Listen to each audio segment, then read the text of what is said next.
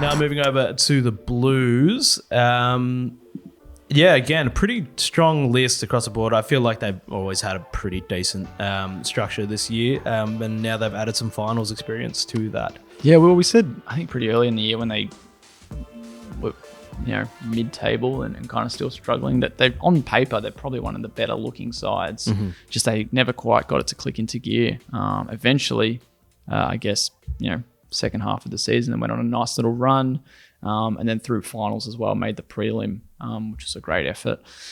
Starting back line, Jacob Wiedering kind of holding down the fort on that last line. Mitch McGovern and Brodie Kemp, probably those other taller options. I'm not sure if Lewis Young's getting a look to start next season at least. Adam Sard, once again, offering some silver service and some nice runs. Same with Sam Doherty if he's playing balance of backline midfield. Nick Newman emerges a pretty decent lockdown defender among some of those smaller forwards. And Zach Williams will be like a new recruit for them. Whether he plays to start the new year will be interesting. I think he's supposed to be fully fit by Feb, so they might give him a couple of weeks to kind of get himself into some playing minutes. But whether he's playing round ones, probably remains to be seen. And then you got Jordan Boyd, Lockie Cowan, some of those younger kids that have gotten a few looks over the last year or so, and certainly will be adding to the selection dilemma for Michael Voss down back. Billy Wilson was picked up as a defender. I think he's going to be trialled as a midfielder though, but certainly could offer a similar role to what Doherty does. But whether he gets a look next year remains to be seen. He's probably the most ready-made or best fit or best chance for a debut at the Blues among their defensive crop, but I don't think they really are going to be reliant on those kids just yet, which is obviously a good sign. Yep. Midfield, stacked.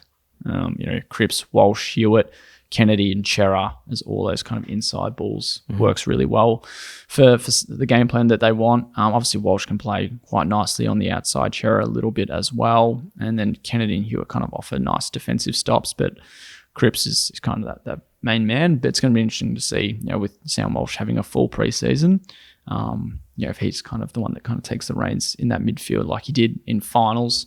Ollie Hollins, slots right onto the wing, great runner, and Matty Cottrell probably another one on the other side in those midfield rotations. Elijah Hollins, a new recruit, does he kind of start? I wouldn't have thought so. Probably just needs to make his case known quite early over preseason. You'll probably start in the VFL, but certainly you should be playing senior footy sometime next year. And then Rucks, De Koning and Pitternet. Kind of depends on if Jack Silvani's playing, but you'd think De Koning and Silvani is probably the pairing, and Pitternet might not play, but I think they could certainly still remain. De Koning starting ruckman.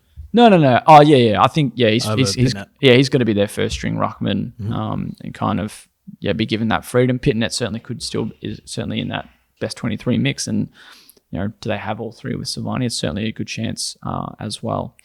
And then forwards, 2 Coleman medal winners in Charlie Curnow and Harry Mackay kind of leads that line. As mentioned, Silvani as a third tall forward for them. Jack Martin certainly remains as a key piece in that front third. Orazio Fantasia adds to the forward line mix, but they've got some pretty deep small forward options when you look at Motlop, Owies, Durden as well. So bit to work with there, and they probably couldn't figure out who their best small forwards were last year, so they might be able to do that over the preseason ahead of round one. And then some deeper options. Ashton Moyer was their first pick of the draft, but should be given time to develop. Jackson Binns was their VFL best and fairest, more as a wingman, but could certainly play forward over the year.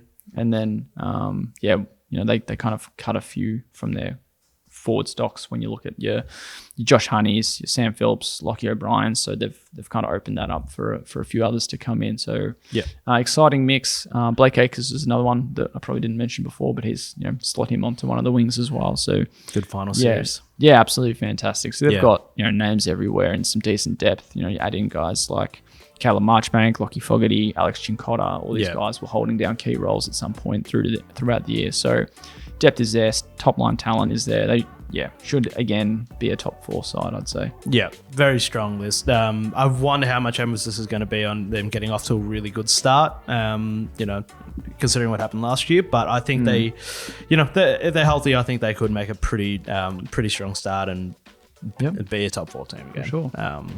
Yeah.